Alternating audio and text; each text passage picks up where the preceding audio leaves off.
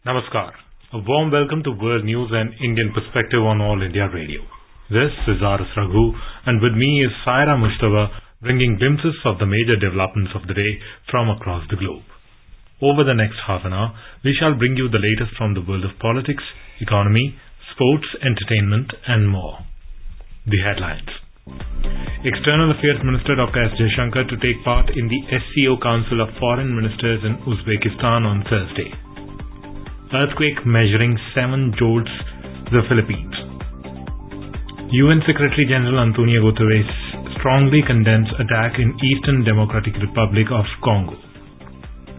India to provide 4G mobile services in over 24,000 uncovered villages. Second Northeast buyer-seller meet to begin on Thursday. Prime Minister Narendra Modi to inaugurate the 44th Chess Olympiad in Chennai on Thursday. PV Sindhu to lead India's Commonwealth Games contingent. And in cricket, rain stops play in the third and final ODI between India and West Indies at Queen's Park Oval in Port of Spain.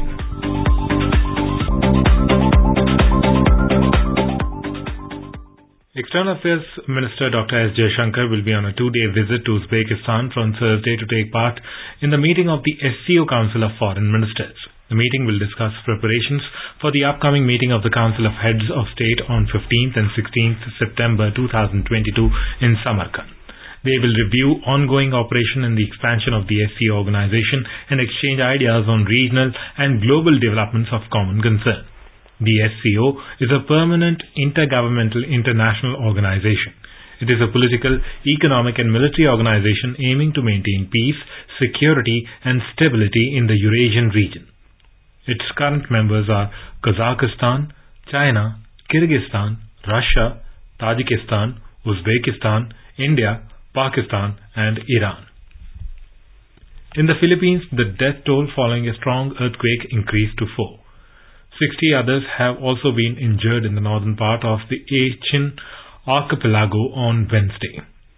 According to reports, the tremors set off small landslides and damaged buildings and churches and prompted terrified crowds and hospital patients in the capital to rush outdoors.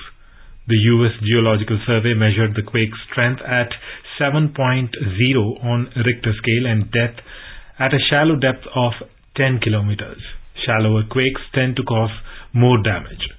The Philippines lies along the Pacific Ring of Fire, an arc of faults around the Pacific Ocean where most of the world's earthquakes occur.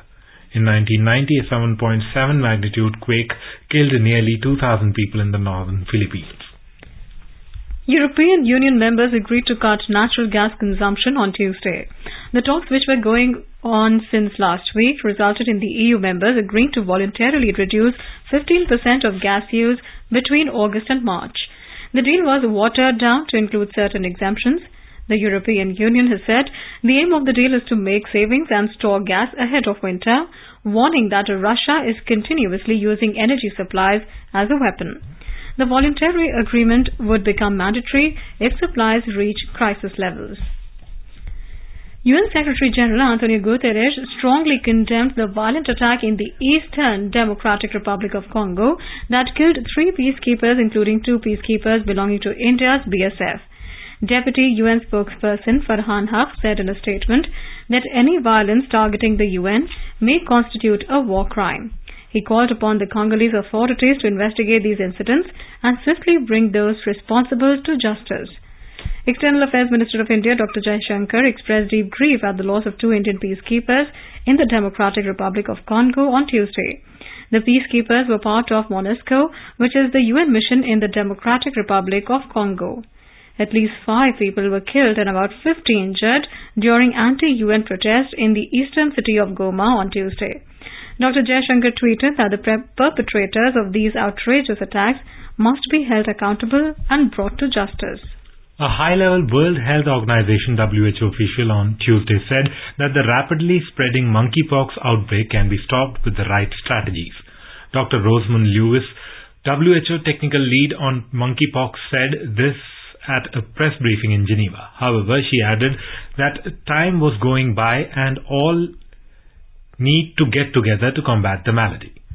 Dr. Lewis stressed that countries with manufacturing capacity for smallpox and monkeypox diagnostics, vaccines or therapeutics should increase production. The countries currently producing vaccines are Denmark, Japan and the United States. Meanwhile, the WHO has said that more than 15,000 cases of monkeypox have been reported so far, with over 2/3 reported in the European region. On Saturday, WHO Director General Tedros Adhanom Ghebreyesus declared the spread of the virus to be a public health emergency of international concern, the WHO's highest level of alert. Monkeypox could cause a range of signs and symptoms, including painful sores. Dr. Lewis reminded that persons with monkeypox should be isolated and they should not travel until recovered. German carrier Lufthansa has announced that it is cancelling almost all flights from its hubs at Frankfurt and Munich due to a scheduled ground staff strike on Wednesday. According to media reports, over 1,000 flights are being scrapped with an estimated 134,000 passengers affected. The trade unions claimed that the approximately 20,000 employees that make up Lufthansa's ground staff to strike in an effort to place pressure on management in ongoing salary negotiations. Lufthansa in a statement said that its major hubs in Frankfurt and Munich will not be the only airports affected by the strike.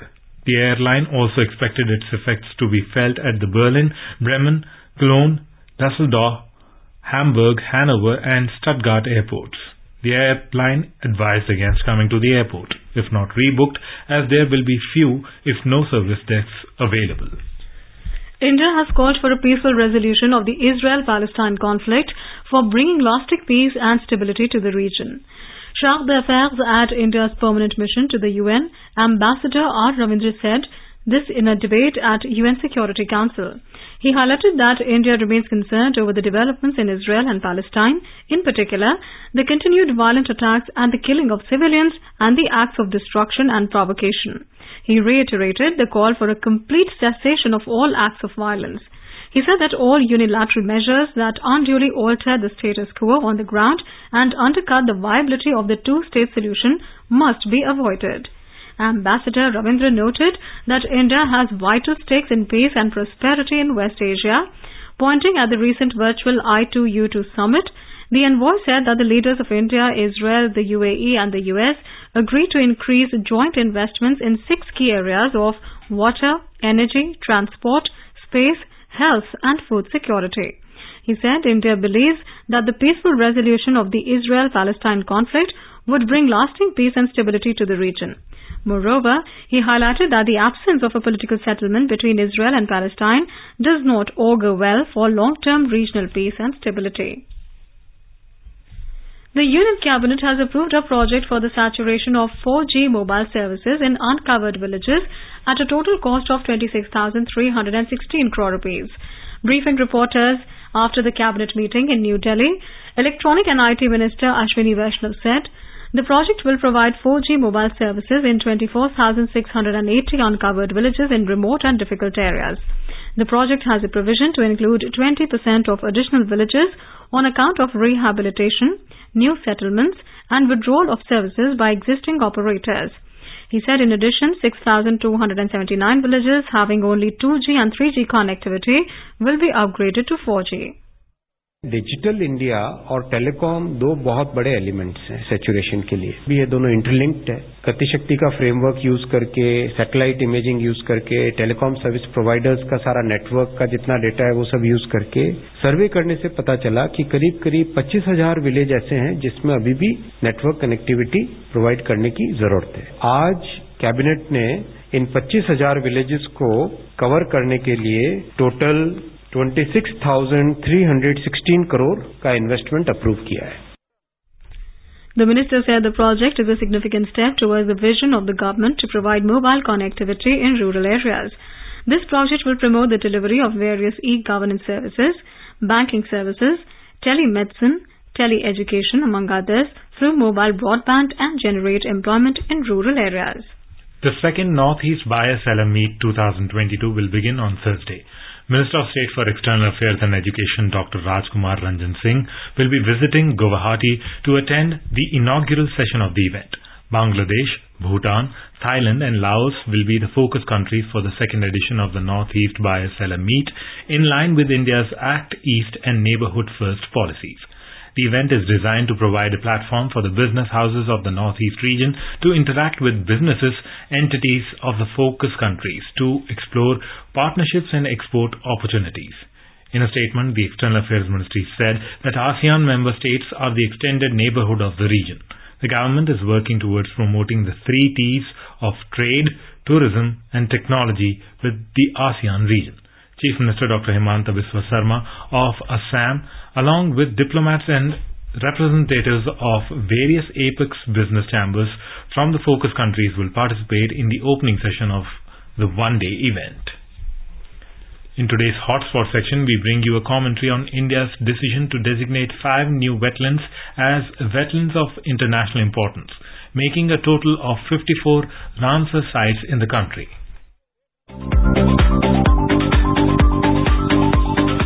The importance given to environmental protection and conservation by Prime Minister Narendra Modi has led to a marked improvement in how India treats its wetlands.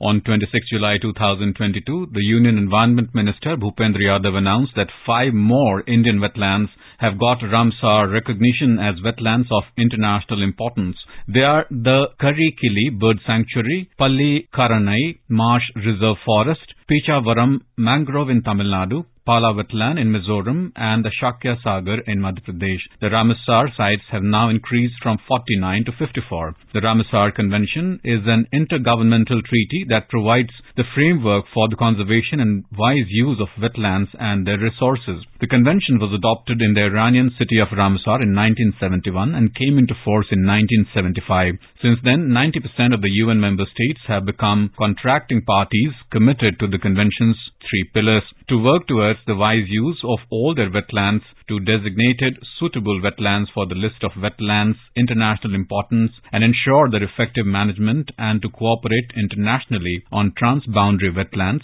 shared wetland systems and shared species. The Ramsar Convention works closely with 6 other organizations known as International Organization Partners, IOPs.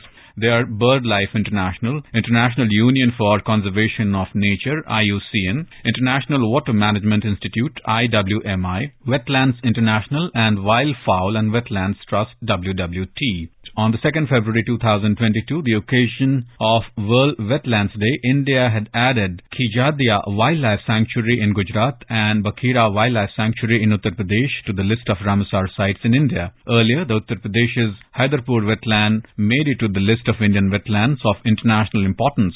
The Karikili Bird Sanctuary in Kanchipuram district, 86 kilometers from Chennai, that has been added lately is famous for its breeding heronry including cormorants, egrets, grey heron, open-bill stork, darter, spoonbill, night herons, gibbous and grey pelican. Many migratory birds like gargantules, shovelers, pintels, tills and sandpipers visit the sanctuary in winter. The Pallikaranai marsh, also from Tamil Nadu, is one of the last remaining natural wetlands in Chennai. It is part of the vast Bay of Bengal large marine ecosystem. The biodiversity-rich South Indian wetland is home to most endangered reptiles such as Russell's viper and birds like costly ibis and peasant-tailed jacana, among others.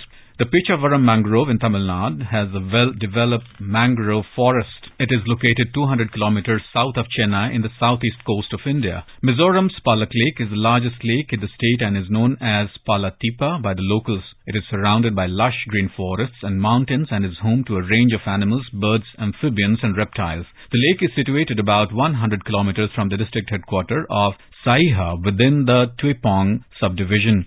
Chief Minister of Madhya Pradesh Shivraj Singh Chauhan greeted the people for getting the status of Ramsar site for the Shakya Sagar Lake in Shivapuri district. He said it is the second Ramsar site. The first site is Bhoj wetland. The Chief Minister added that Shakya Sagar will now get a place in the global tourism map, and this will promote the efforts of the government and nature-loving citizens in the state for biodiversity and environmental conservation. The theme for World Wetlands Day this year is its appeal to invest financial, human and political capital to save the world's wetlands from disappearing and to restore those that have been degraded. About 1/8 of the world's population depends on wetlands for their livelihood. Wetlands are ecosystems where water is the primary factor in controlling the environment and the associated plant and animal life. They include both freshwater and marine and coastal ecosystems such as lakes and rivers, underground aquifers, swamps and marshes, wet grasslands, peatlands, oases, estuaries, deltas and tidal flats, mangroves and other coastal areas, coral reefs and all human-made sites such as fish pond, rice paddies, reservoirs and salt pans.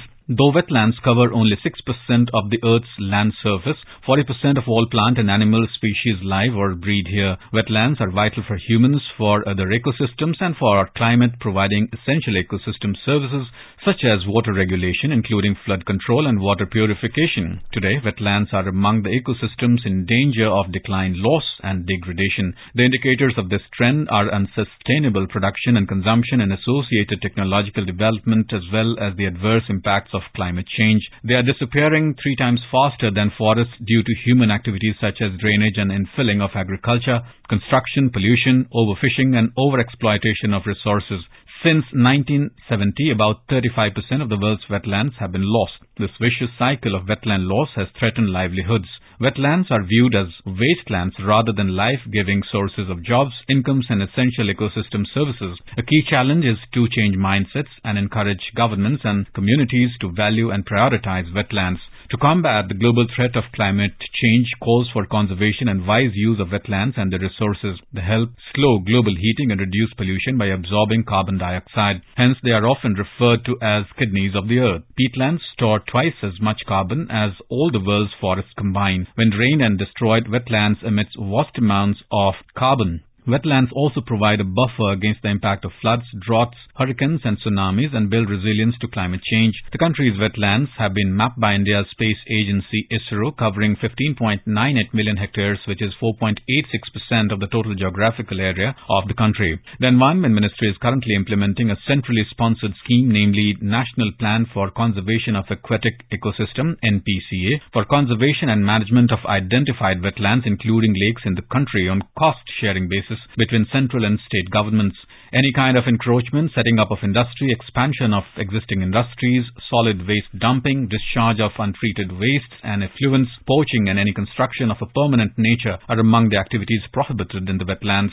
The National Plan for the Conservation of Aquatic Ecosystem (NPCA) will cover various activities like interception, diversion and treatment of wastewater, shoreline protection, lakefront development, in situ cleaning, that is desilting and deweeding, stormwater management, bioremediation, catchment area treatment, lake beautification, survey and demarcation, biofencing, fisheries development and weed control, and biodiversity conservation. Prominent wetlands in the list of Ramsar sites are Bhoj Wetland in Madhya Pradesh, Rudrasagar in Tripura, Harika in Punjab, Nal Sarovar in Gujarat, East Kolkata Wetlands in West Bengal, Deepor Beel in Assam, Sambar Lake in Rajasthan, Renuka in Himachal Pradesh, Volar Lake in Jammu and Kashmir, and Chilka Lake area in Odisha. India has been pushing for over 2,000 sites to get them recognized under the Ramsar Convention. Once accepted, the total number of wetlands in India will be 75 this year, when the country completes 75 years of its independence.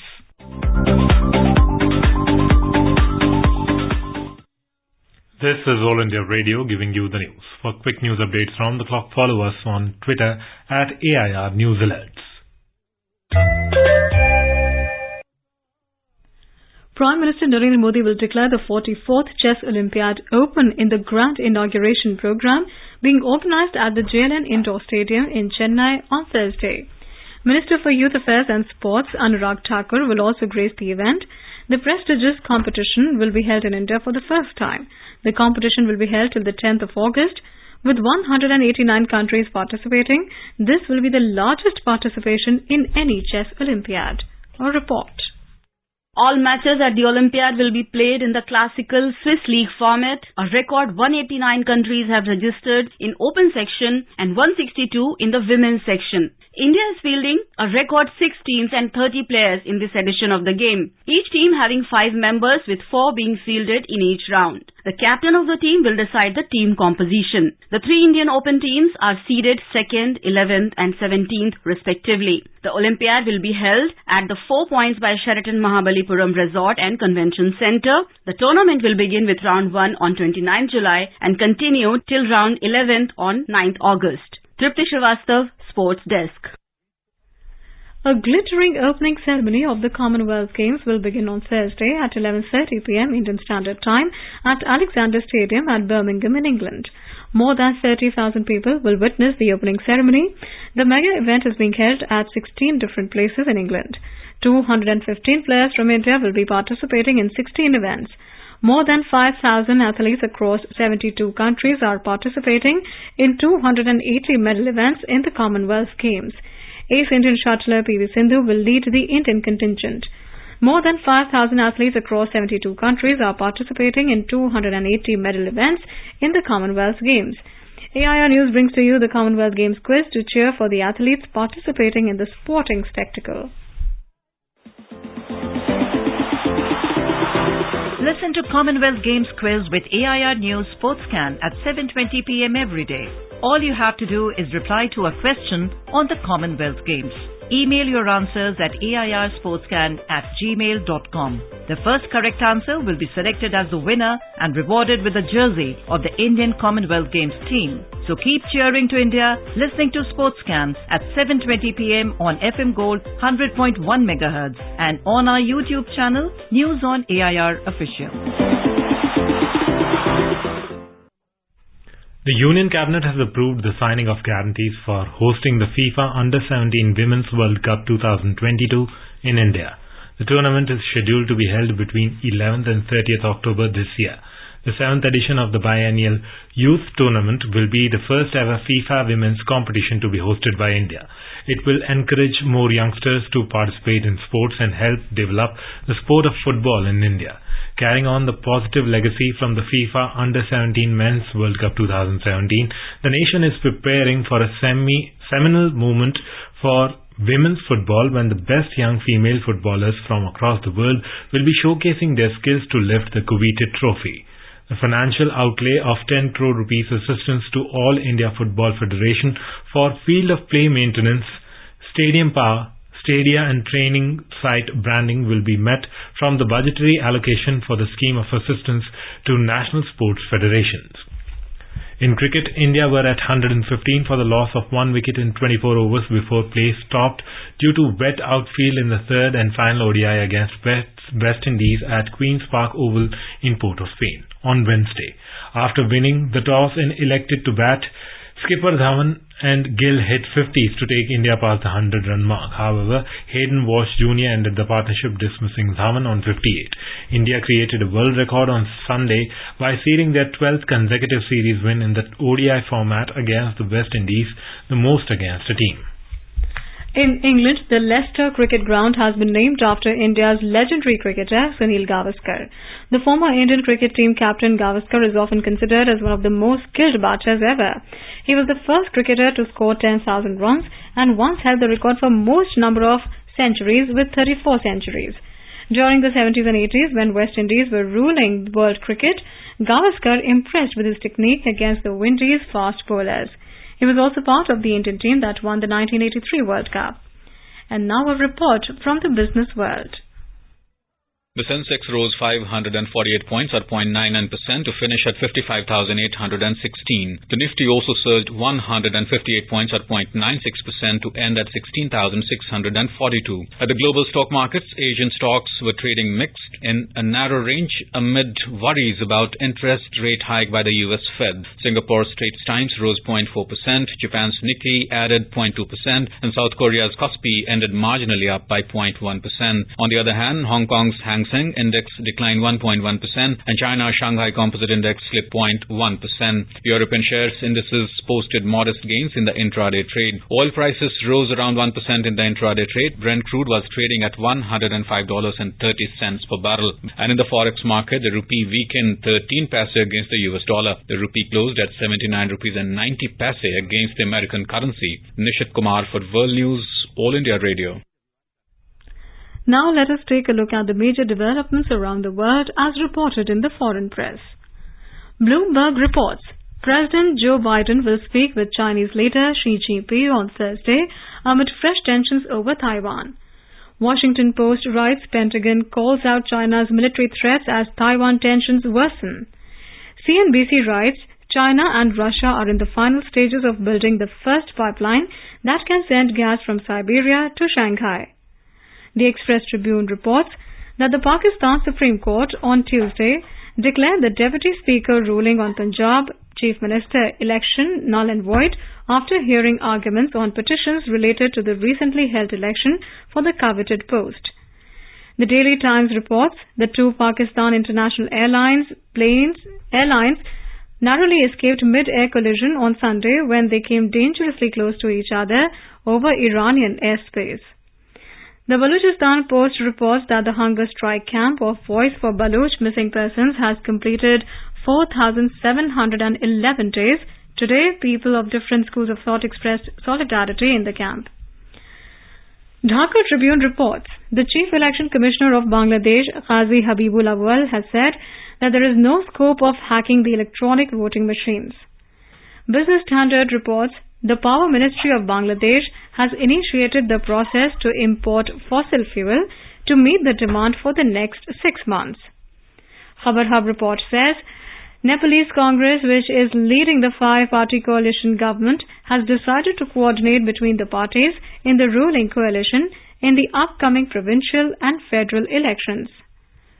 The Republica report says the prediction of the election results has begun, even if the date for the election to the federal parliament has not been announced. The government itself has rejected the election results. The Himalayan Times writes that National Assembly members on Tuesday debated the Citizenship Bill, with most of the lawmakers defending the bill. Monkeypox virus has been for the first time isolated in India by the National Institute of Virology, NIV, in Pune, which works under Indian Council for Medical Research, ICMR. The ICMR NIV has successfully isolated and cultured the monkeypox virus strain from the samples of infected Indian patients. ICMR in a tweet said that the genomic sequence of the Indian strains has 99.85% match with the West African strains circulating globally. The Indian Council of Medical Research also invited expression of interest, proposing to hand over the virus strain to interested Indian vaccine and in vitro diagnostic industry partners for development of indigenous vaccine and diagnostic kits for monkeypox. India's COVID-19 vaccination coverage has crossed the 203 crore 17 lakh mark. More than 36 lakh vaccine doses were administered today. The Union Health Ministry said that the cumulative first dose of COVID vaccine has been administered to over 101 crore 91 lakh and second dose has been administered to 93 crore 12 lakh. Over 8 crore 13 lakh precaution doses have been administered to the identified categories of beneficiaries, including healthcare workers, frontline workers, and people above 18 years of age. A quick look at the headlines once again. External Affairs Minister Dr. Jaishankar to take part in the SCO Council of Foreign Ministers in Uzbekistan on Thursday. Earthquake measuring 7 jolts the Philippines. UN Secretary General Antonio Guterres strongly condemns attack in Eastern Democratic Republic of Congo. India to provide 4G mobile services in over 24,000 uncovered villages. Second Northeast buyer-seller meet to begin on Thursday. Prime Minister Narendra Modi to inaugurate the 44th Chess Olympiad in Chennai on Thursday. PV Sindhu to lead India's Commonwealth Games contingent. And in cricket, rain stops play in the third and final ODI between India and West Indies at Queen's Park Oval in Port of Spain. And now, before we end, let us listen to Mahatma Gandhi's favorite bhajan, Vaishnav Jan, by artists from Cuba.